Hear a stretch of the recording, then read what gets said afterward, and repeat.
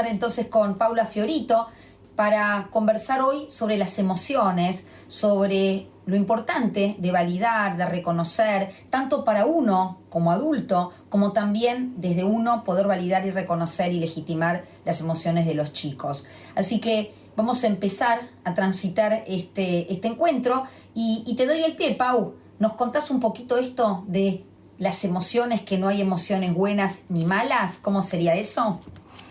No hay emociones ni buenas ni malas, es algo que nos tiene que quedar hoy, lo vamos a abrir y cerrar con eso. No hay emociones ni buenas ni malas, las emociones son información. Como les decía justo antes de empezar que estábamos charlando con Vane, el estudio de las emociones es muy nuevo para la psicología, con lo cual, como ocurre con muchas otras cosas en psicología, hay varias teorías de las emociones. Eso está bueno, que nosotros, no sé si con Vane coincidimos en la teoría que manejamos de las emociones, porque justamente hay varias. Digamos, para la línea que yo sigo, las emociones son innatas, son respuestas innatas que tenemos, que estamos biológicamente programados para tenerlas, ante situaciones, algunas universales.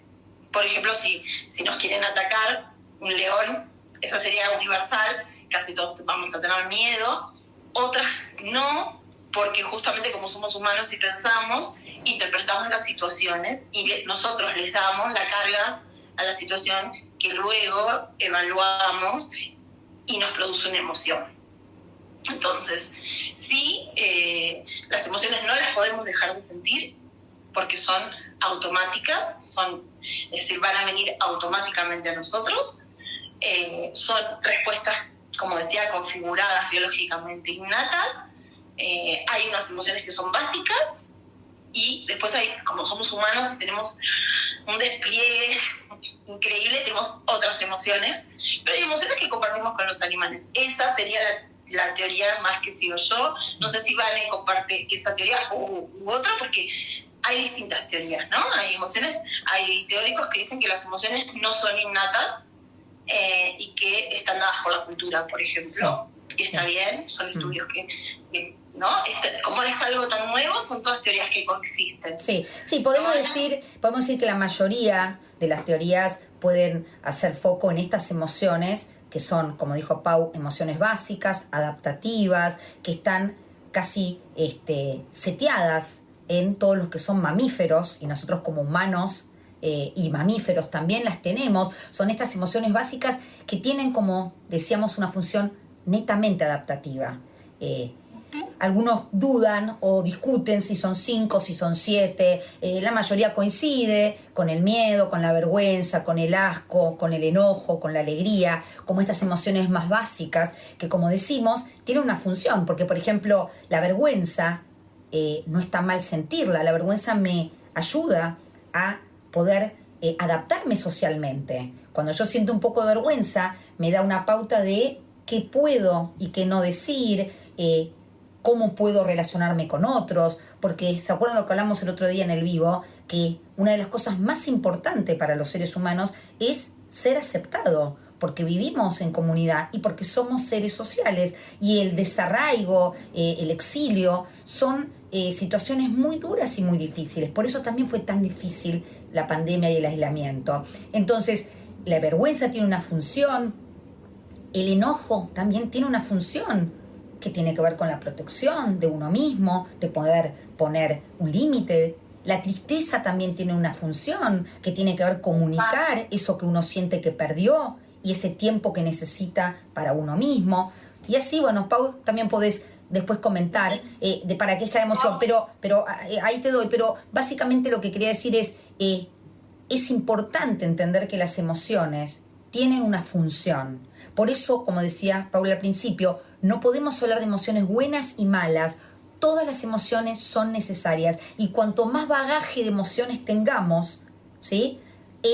Va a ser mejor, porque vamos a poder tener más sutilezas y a su vez vamos a poder entender a otros, porque tenemos que entender también que la forma de conectar con otro desde la empatía y desde la compasión tiene que ser necesariamente desde nuestros propios circuitos emocionales. Entonces, cuanto más emociones podamos desplegar, más conexión con otros vamos a tener. Así que ahí te dejo, Pau. Hablamos de vergüenza, hablamos de enojo. A ver. Las emociones, bueno, como yo había dicho antes, son automáticas. Como decía Vane, no podemos dejar de sentir, y todas son buenas porque nos informan. Y sobre todo esto, no podemos dejar de sentir durante el día. Llegan a nosotros múltiples emociones. Todo el tiempo es una corriente de emociones. Lo que varía y que hace que a veces distingamos más una que otra es la intensidad. Pero todo el tiempo nos está llegando, como todo el tiempo estamos viviendo cosas, todo el tiempo están llegando a nosotros emociones. Lo que varía es la duración y la intensidad de esa emoción, lo que a veces hace que uno sienta más fuerte una emoción que otra. Pero todo el tiempo estamos fluyendo en emociones. Están buenísimas porque nos dan información. Como decía Vane, el tema de la vergüenza, bueno, por ejemplo, el enojo, algo que uno trata de evitar, ¿no? Que dice, no te enojes, no te enojes, no te enojes. No, el enojo nos informa de que estamos por perder algo que queremos. ¿Y qué hace? No es una emoción ni buena ni mala, nos está informando, estamos por perder algo que queremos, que puede ser algo físico, como nos estamos por robar, no sé, o algo que tiene más que ver con lo subjetivo, ¿no? Estoy perdiendo el control de una situación, esto es casi físico, estoy por perder el trabajo, sí, o el amor. Perder el respeto. Exacto, respeto, el amor de otro. Entonces me enojo. Ahora, no es una emoción ni mala ni buena, me está informando de algo. Lo que me permite esa evaluación, es tomar una decisión con respecto a lo que voy a hacer con esa información. Por supuesto que si yo me enojo y voy y golpeo a alguien, no está bueno, pero no está bueno lo que yo hago con el enojo, no el enojo. Ahora, justo ayer hablábamos con el taller de emociones con chicos de la envidia, por ejemplo, ¿no? Entonces, bueno, la envidia es mala. No, la envidia nos informa también, ¿no? De algo, que quiero algo que el otro tiene, que estoy mirando, de hecho, la raíz de la palabra envidia es eso, mirar sobre otro, ¿no? Entonces estoy mirando algo que tiene el otro, admirando y queriendo eso que tiene el otro. Si yo, en base a esa información, voy y se lo quito al otro, voy y deseo que el otro no lo tenga, ¿no? Porque me hace mal. Bueno, eso es lo que yo estoy haciendo con la emoción, no está bueno. Pero si yo en base a eso me convierto, por ejemplo, en una mejor persona, no sé, estudio, aprendo algo que tengo ganas de aprender porque me gusta lo que hace el otro, entonces la emoción me brindó una información y lo que yo hice con esa emoción estuvo bueno, me engrandeció como persona. Pero en realidad la emoción era la misma, era envidia. Deseaba algo que tenía el otro, y como deseaba algo que tenía el otro, decidí salir a buscarlo, pero no quitándoselo. Exacto, sí. Entonces, si sabemos eso, podemos aceptar las emociones y hacer con ellas algo que nos motive hacia algo bueno, y porque de hecho las emociones motivan, ¿no? Entonces, exacto, esto que dice Pau es importante, porque la emoción lo que hace es generar una búsqueda hacia, la emoción motiva, nos genera una conducta. Entonces, está bueno entender la emoción como una fuerza que nos hace actuar. Y lo de negativo positivo, quizás se habla de emociones positivas o negativas, pero entendamos que tiene que ver con si me acercan o me aleja de mis objetivos, no si son buenas o malas per se. Porque como bien dice Paula, todas las emociones son buenas. Lo que es fundamental es validarla para nosotros mismos y ayudar en ese proceso a validar la emoción de los otros. ¿Por qué digo esto? Porque las emociones aparecen en respuesta de situaciones. Como dijo bien Pau, a lo largo del día podemos tener muchas emociones.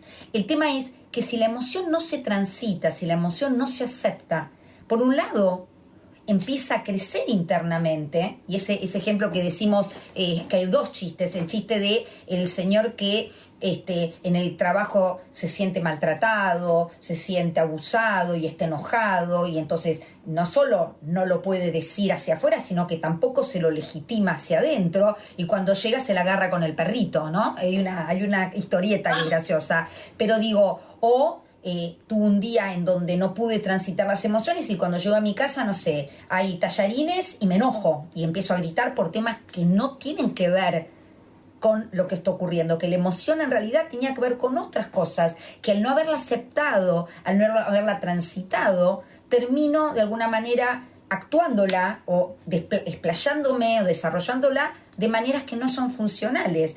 Entonces, infundamental el tema de ¿qué estoy sintiendo? Porque muchas veces cuando rastreo lo que siento, veo en el cuerpo, lo percibo, dónde, cómo, puedo entender qué pensamiento asociado a veces hay esa emoción.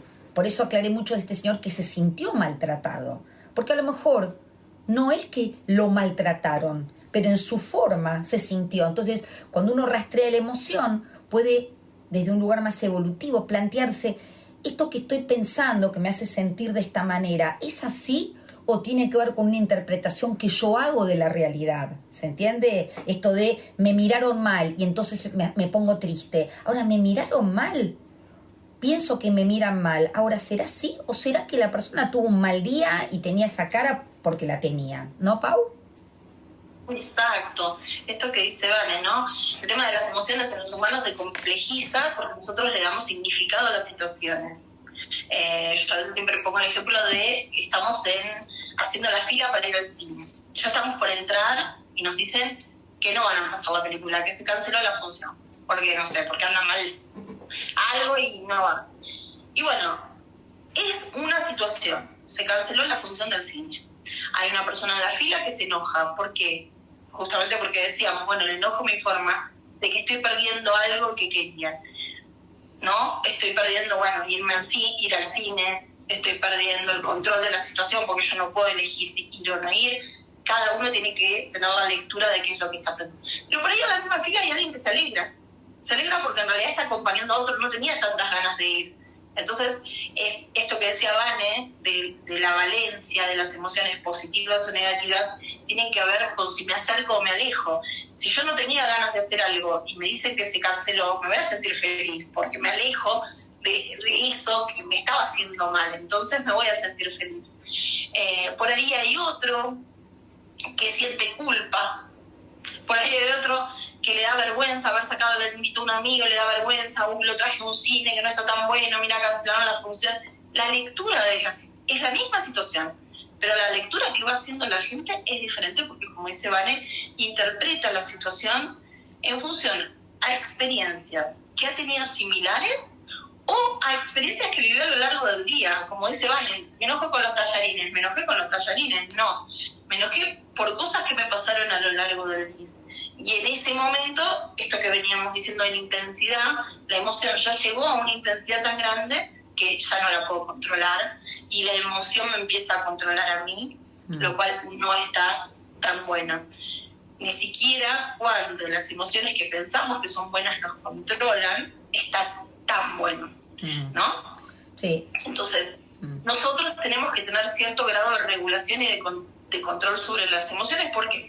Porque las emociones nublan un poco el pensamiento, la memoria, la capacidad, como decía, de pensar que tenemos, de evaluar una situación cuando la evaluamos puramente emocional.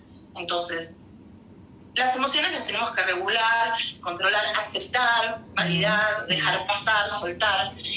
Es muy importante soltar la emoción en algún momento, no quedarnos pegadas a esa emoción. Sí, sí. Vos sabés, Pau, que en esto que comentás, muchas veces se grafica a la emoción como si fuera una ola que tiene su crecimiento, tiene una cresta, un pico y después baja, en la medida en que uno la vivencia, la acepta, ¿sí? Entonces, la idea es poder gestionarla, aceptarla, escuchar qué me viene a decir esa emoción, para que finalmente esa emoción vaya bajando. La emoción va a bajar. El tema es que si yo no la acepto, no la asumo, va a seguir creciendo y cuando baje va a ser un tsunami que va a terminar rompiendo cosas y que no va a representar el motivo por el cual surgió, ¿no? Entonces, es muy interesante este punto para poder conectarnos desde un lugar activo, ¿no? Con estas emociones. Pero tenemos que también entender que no todo el mundo fue validado y fue de alguna manera espejado o fue enseñado para poder conectarse. Sí, para sentir, porque como dijo Pau, las emociones son casi como instintivas, porque tienen que ver con poder salvarnos.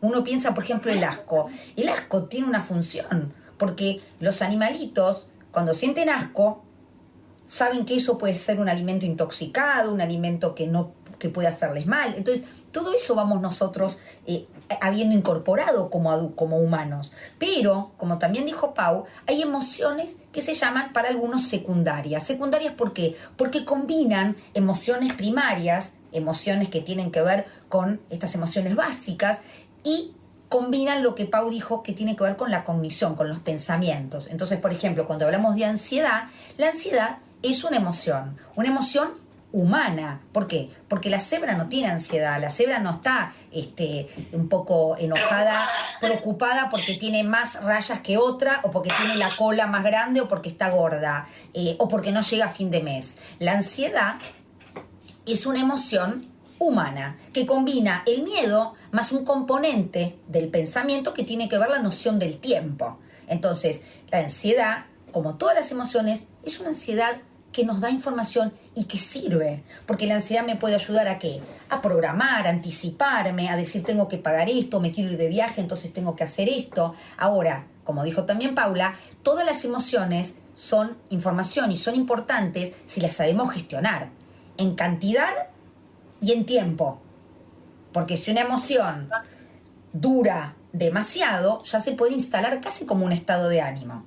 La intensidad y el tiempo es algo que sí tenemos que gestionar. Entonces, le decíamos la ansiedad. Con la ansiedad yo puedo generar un montón de proyectos y de cuidarme y de, como dijimos, motivar la conducta hacia.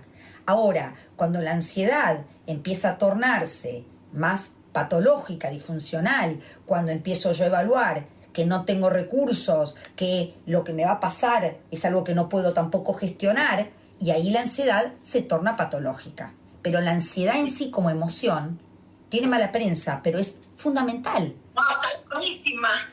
La ansiedad es lo que nos impide, por ejemplo, que no perdamos un vuelo. Porque si yo voy,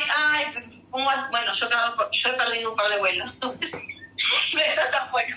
Porque uno se queda así, no sé, mirando algo, entretenida, preparando algo, y no nos damos cuenta que ya está siendo la hora, que tendría que estar saliendo, que estoy atenta si hay tráfico, si no hay tráfico, porque la ansiedad nos pone en un estado de vigilancia. Entonces, bueno, me voy a fijar si hay tráfico, me voy a fijar la hora, me voy a fijar si me olvido el pasaporte, me voy a fijar... Eso es tener un estado de ansiedad. Ahora, bárbaro, una vez que llegué al aeropuerto, lo ideal sería que eso... Listo, ya llegué, ¿no? Entonces la ansiedad bajara. Como dice Vane, a veces vivimos en un estado de ansiedad. Tener muy baja la ansiedad no está bueno porque eso, perdemos vuelos, no nos preparamos, no nos damos cuenta de determinados peligros, ¿no? Pero tener la ansiedad alta todo el tiempo, no poder bajarlo, ahí se convierte en patológico, y es lo que no está muy vinculado con el estrés.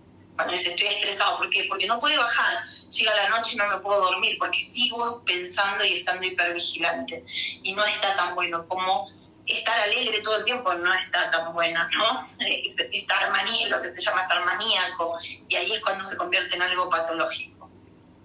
No tener mi visión de la situación, de cuando no puedo estar en un lugar, no sé, ser alegre cuando el otro está sufriendo y le voy a contarle un chiste o no sé.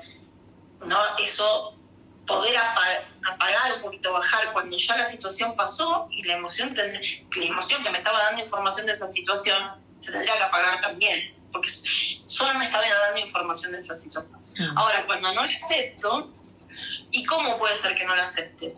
Porque hay emociones que, como dice Vane, tienen mala prensa, y acá cómo se engancha con los nenitos, porque a veces como papás les decimos a los nenes, no te puedes enojar, o no te puedes enojar por eso, no te puedes poner triste por eso, no puedes, ¿no? Como que les decimos no te puede dar vergüenza eso, ¿no? Les decimos cómo se deberían sentir.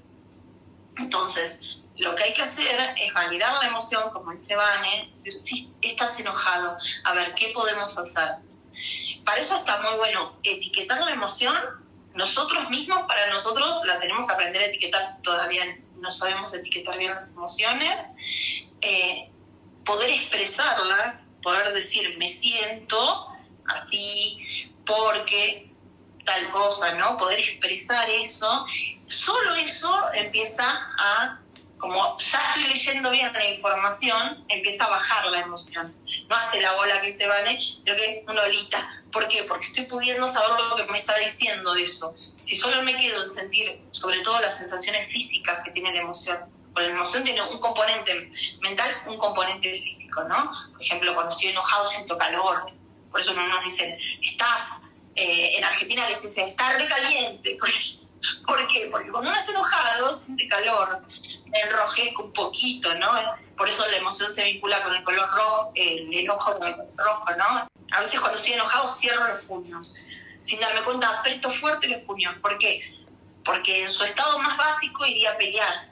Pero como no somos ese estado tan básico, podemos resolverlo de otra manera. Reconocer lo físico que tiene la emoción, ¿no? Que la tristeza tiene como esa cosa que se cierra y oprime acá, ¿no? Que tiene que ver con que respiro más fuerte.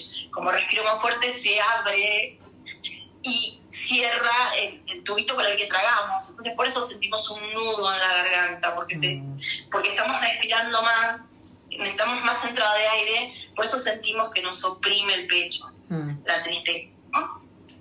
Entonces, saber lo que también la tristeza como que nos apaga un poquito, ¿no? Saber lo que nos causa la emoción. La alegría nos late fuerte el corazón, pero nos late distinto que cuando estamos enojados. Sí. Es más, sentimos también un poquito de calor cuando estamos alegres o enamorados, ¿no? También nos late el corazón y sentimos un poquito de calor, pero se nota diferente que el enojo, ¿no? No estamos así tensos, contracturados, cerrando los puños, frunciendo el ceño. Porque también vale decir que las emociones tienen una expresión facial que nos ayuda a leerla, ¿no? Fruncir el ceño, reír con la comisura de los labios, ¿no? Tienen una expresión facial, un correlato también en la expresión facial que ayuda mucho a nuestros hijos a saber leerlas en el otro, lo que decía Vane, ¿cómo leo la emoción en el otro?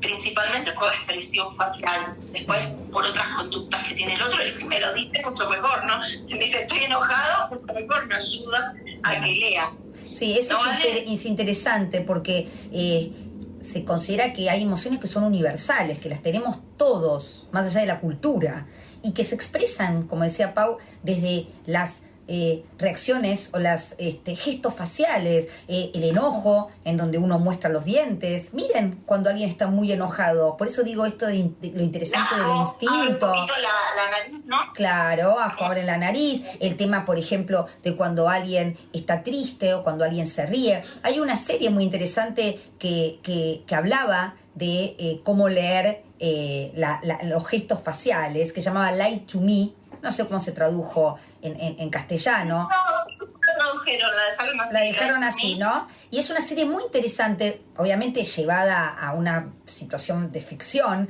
pero está totalmente avalada y se basó también en los conocimientos de personas que estudiaron muchísimo el tema de las emociones. Paul Ekman, por ejemplo, que también lo pueden buscar. El libro. Si alguno quiere, El rostro de las emociones se llama. Él viajó por todo el mundo estudiando las diferentes culturas y las expresiones a las emociones eran universales. Él encontró que sí. Claro, ¿no? y esto lo aplica en la serie. Entonces, por ejemplo, hay una parte en donde una persona se ríe y él puede darse cuenta. Esto es una cosa de ficción, pero sí puede darse cuenta, y eso sí está basado en las investigaciones de Paul Ekman, que la sonrisa real activa nervios que no lo podemos activar de manera voluntaria. Entonces, la persona puede saber cuando alguien se está riendo de manera falsa.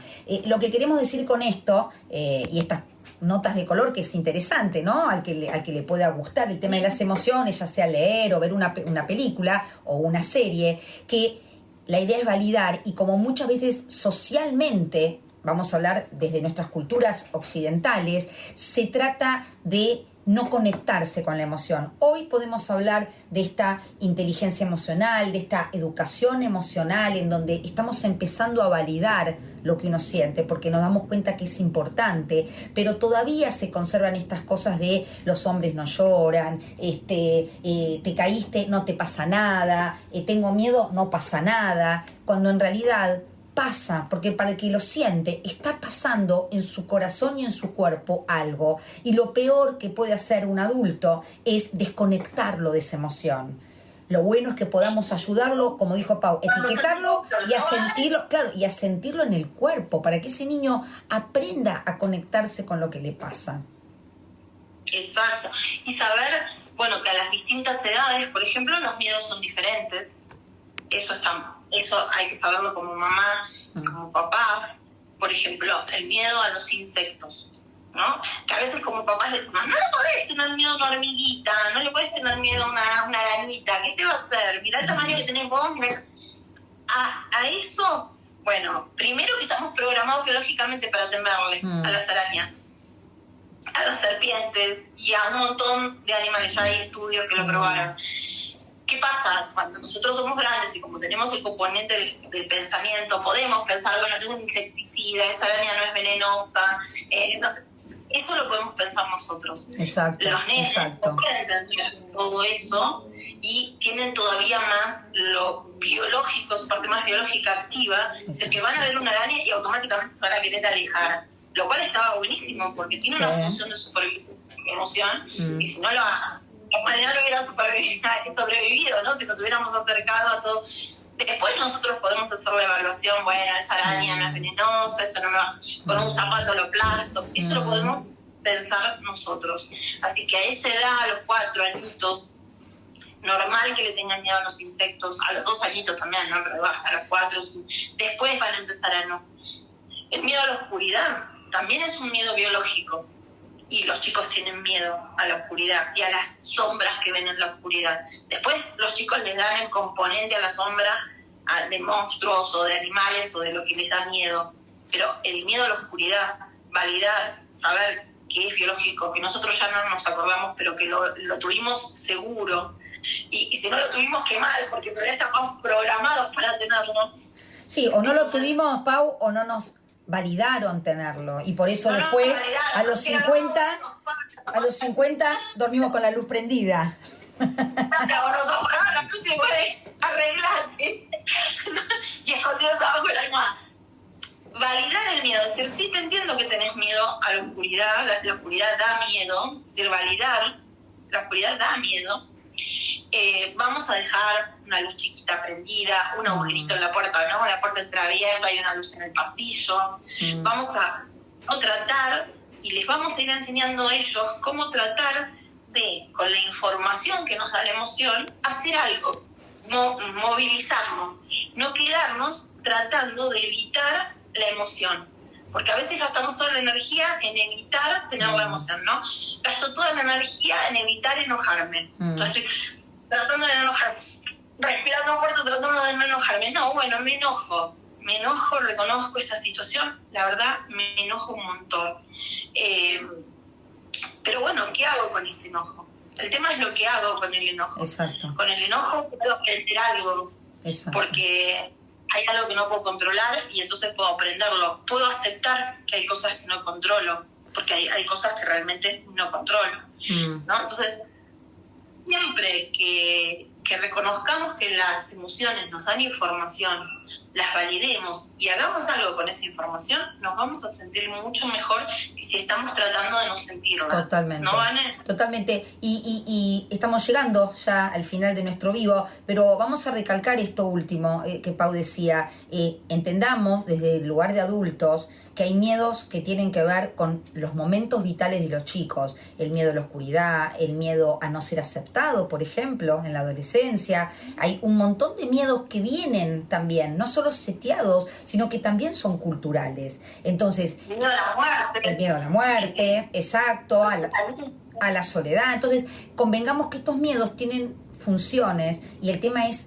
validarlos y ayudar a modularlos, porque como bien dijo Pau, los niños todavía carecen de esta capacidad de pensar críticamente. Esta habilidad se llega a tener por completo a los 25 años recién. Entonces nosotros como adultos tenemos que ayudar a lo que llamamos el diálogo reflexivo, entender esa emoción y poder reflexionar, comunicarnos, hablar, para que el niño pueda entender según su momento vital. Si el niño tiene miedo a la oscuridad a los 2 años, no vamos a poder reflexionar demasiado. Vamos a necesitar abrazarlos, darle el cuerpo, prestarle esta regulación. En la medida que el niño va siendo más grande, va a poder reflexionar junto a nosotros, de decir, pero ¿qué puede pasar? Pero sí, pero no, pero validando, ¿se entiende? Pero tenemos que entender que hay miedos que son del ciclo vital y la idea es ayudar a modular esos miedos desde el diálogo reflexivo.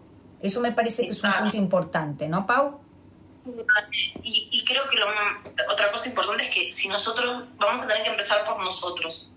Ha habido poca educación emocional, entonces nosotros a veces tampoco distinguimos bien las emociones, no las podemos etiquetar, no tenemos, como dice Vane, una amplitud emocional, como distintas tonalidades de la misma emoción, ¿no? A todo le metemos 1 o 2 nombres, con lo cual no podemos leer bien la información.